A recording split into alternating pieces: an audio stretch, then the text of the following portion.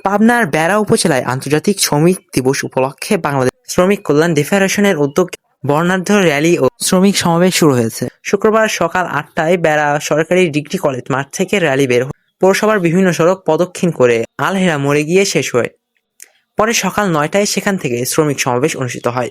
সমাবেশে সভাপতিত্ব করেন উপজেলা শাখার সভাপতি আবুজর গিফারি। প্রধান অতিথি হিসেবে উপস্থিত ছিলেন সরকারি কমিশনার ও ম্যাজিস্ট্রেট নুরেন মাইশা খান। প্রধান মেহমান ছিলেন ডাক্তার আব্দুল বাসেত খান এবং প্রধান বক্তা হিসেবে বক্তব্য রাখেন মোহাম্মদ বদিউজ্জামান।